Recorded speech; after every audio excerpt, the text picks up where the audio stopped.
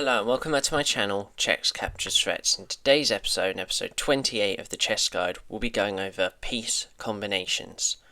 So, hopefully you saw the checkmating patterns in the last few episodes. We'll be going over some of those a lot later on in the playlist, but I think that for now will be it for the checkmating patterns. Now we're going to go over a variety of things. So today will be piece combinations. We have 5 examples today. The first one is a queen and a bishop, and how they work together. The second example is a queen and a knight, and how they work. The third example is a queen and a rook. The fourth example is 2 rooks, and how they are better than rooks on their own. And last but not least, the bishop pair. So, let's start then. So, the first one is the bishop and the queen. So, hopefully from this position we can see that this is from the queen's gambit. So, we have gone for this way round with the queen and the bishop. Realistically, the queen is better in front of this bishop, because, especially where we're looking at here, that would be checkmate if the knight wasn't there.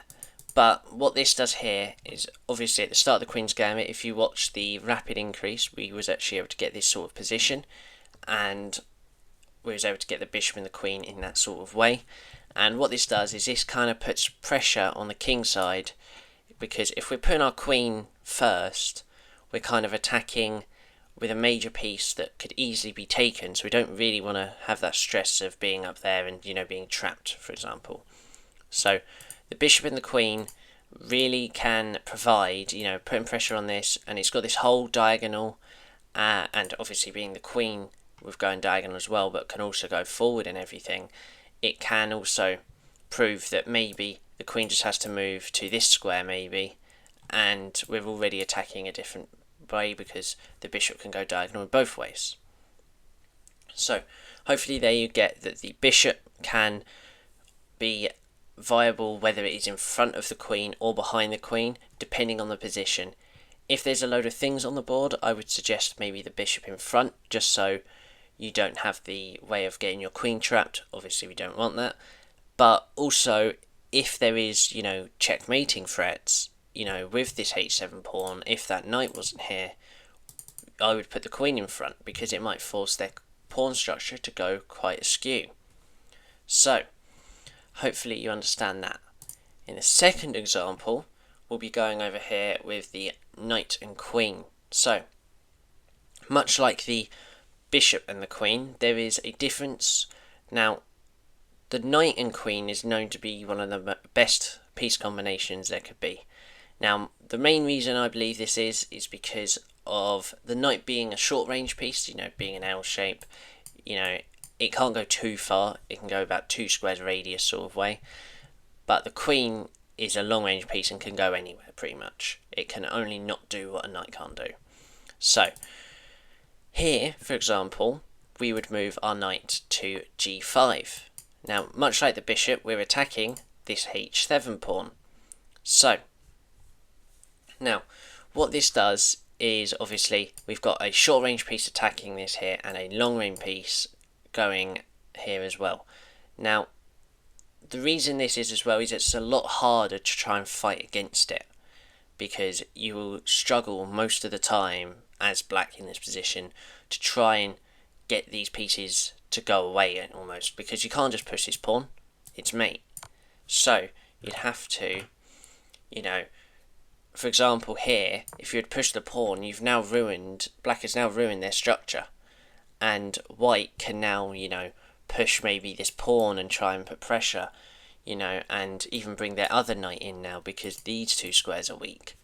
So the reasoning here is such a short range piece can create, the same thing maybe a bishop in that can, but with the fact that we've got our major piece just lurking behind, even on the 2nd or 3rd rank. Now the other reason as well is if they did move a pawn like this, the queen obviously was attacking this square.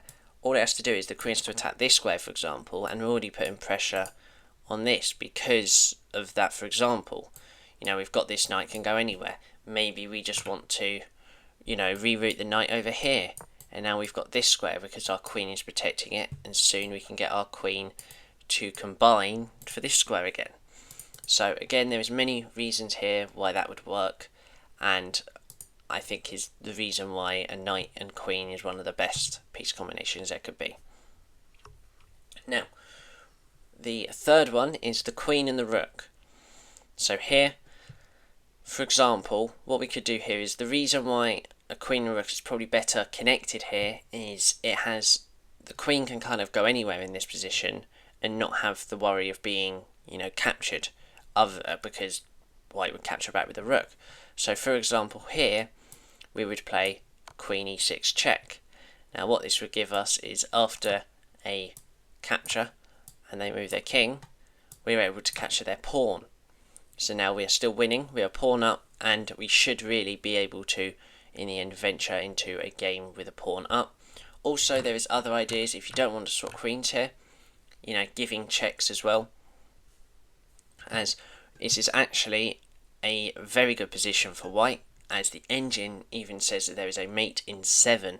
Now sadly I don't think I'm good enough to find the exact mate in 7, but I could take a guess that it'd be queen e8 check, and if they move anywhere on this line we would be able to use our rook, maybe not here, but if they went here for example, I could show you, because the queen's protecting the rook, we'd be able to win their queen for the rook here.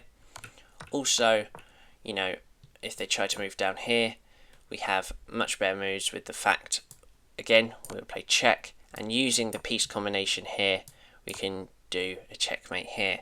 Now, obviously, the good thing about the rook and the queen is they kind of both obviously go in straight lines, but because the queen can go diagonal, it's very easy for the queen to change paths into another diagonal. So with these going this way and here, you know, the queen can choose to maybe even go onto these diagonals here, for example, if they don't really want to go down this way. So, there is that.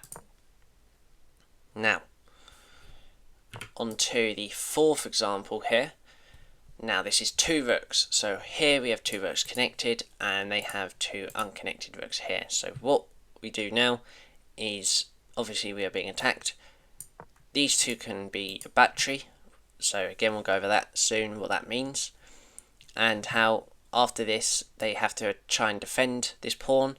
Let's say they try and block it with the rook, and we can just, you know, because we've got two rooks here, we can use our two rooks to demolish their pawn structure. If they try to run away here, we were able to just put pressure on every single pawn possible.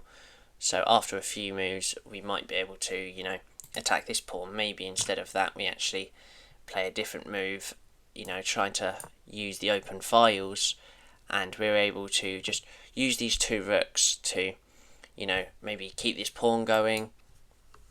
But the main thing here is getting the idea of how two rooks are much more effective than their two rooks that aren't connected, because connected rooks are able to kind of work together with one staying behind while the other one attacks, but you've also got that level of defense with attacking as well. And the last example here, just a small one, which is the bishop pair. So here we've got a difference between two bishops and a bishop and a knight.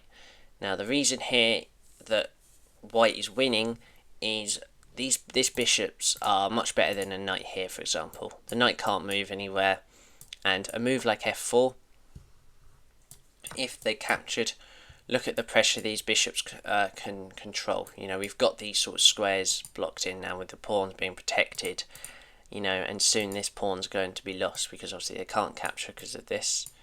So, and how this bishop, you know, they're open even with a load of pawns on the board. You know, there's over 10 pawns on the board here, yet the black coloured and white coloured bishops for white are so strong compared to a knight, which you would have thought would have been better with a load of pawns on the board. But how the bishop pair is, that is another principle for the endgame you could use, that the bishop pair in an endgame is normally an advantage. So, that is it for today's video. Hopefully you enjoyed that, about the piece combinations. So obviously we went over all there is, so the queen and bishop, the queen and knight, the queen and rook, the two rooks, and the bishop pair. Now there might be a few other ones like two knights and that, but that is a very difficult way of trying to use them. These are kind of the easier ways, so we're able to understand just how to easily attack maybe a certain thing using these pieces. So that is all for today, so thank you and bye bye.